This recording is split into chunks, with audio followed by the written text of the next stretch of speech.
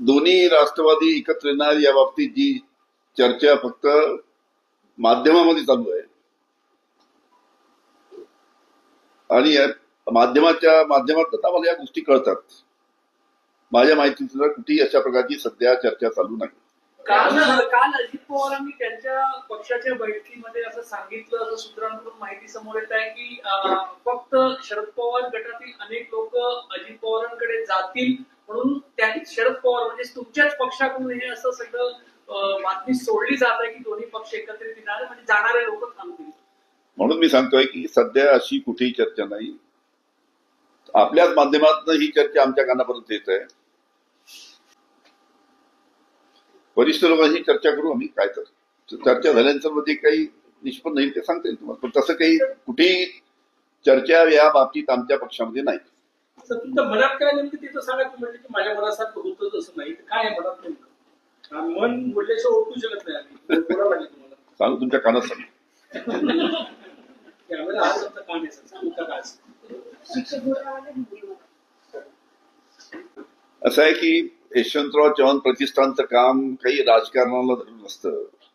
राजकारणाला बाजूला ठेवून यशवंतराव चव्हाण प्रतिष्ठानाच्या माध्यमातून सामाजिक काम त्या निमित्तानं केलं जातं. त्याच्यामुळे याच्यामध्ये राजकीय काही हेतू कोणाचा काही आहे की धर्मराव बाबाला आत्रामला त्या निमित्तानं त्या गडचिरोलीला ते अध्यक्ष केलं, याच्यामध्ये काही राजकारण नाही.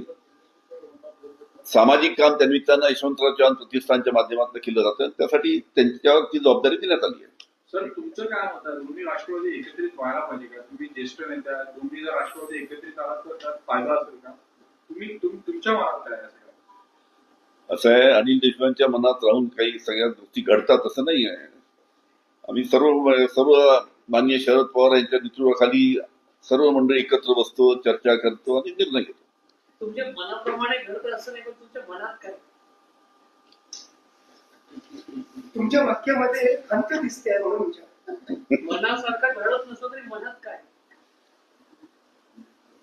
तर महानगरपालिकाच पहिले ची व्याप्ती फक्त नागपूर जिल्ह्यातच नाही पण संपूर्ण महाराष्ट्रात आहे अशी सुद्धा माहिती येत आहे. पण नागपूर जिल्ह्यामध्ये ज्या पद्धतीनं बोगस कागदपत्र तयार करून अनेक शिक्षकांच्या नियुक्त्या करण्यात आल्या. नियुक्ती घ्या, त्यांच्या जुन्या तारखेमध्ये नियुक्त्या करण्यात आल्या. एका शिक्षकाकडनं असं कळतं की 30-40 लाख रुपये या बोगस भरतीचे घेतलेत. त्याचबरोबर ज्या पूर्वीच्या तारखेमध्ये नियुक्त्या केल्या होत्या त्याचे अरियर सुद्धा 20-25 लाख रुपये या सर्वांनी वाटून घेतलेत. अशा पद्धतीनं एका शिक्षकाच्या मागे अंदाजे 60 ते 70 लाखाचा हा घोटाळा आहे. आणि आतापर्यंत जी आकडेवारी नागपूर जिल्ह्यामध्ये आली आहे 1058 शिक्षकांची ही बोगस भरती झाली अशा पद्धतीची माहिती पुढे आलेली आहे. याच्यामध्ये मोठ्या प्रमाणात बोगस प्रमाणपत्र, अनेक शिक्षकांना माहित नाही की मी कोणत्या शाळेमध्ये माझी नियुक्ती आहे. अनेक शिक्षकांना हे माहित नाही की माझी शाळा कोणती आहे. त्याला शाळा सुद्धा ज्या शाळेमध्ये त्याची नियुक्ती झाली आहे त्या शाळेमध्ये त्याचा पगार निघतो आहे.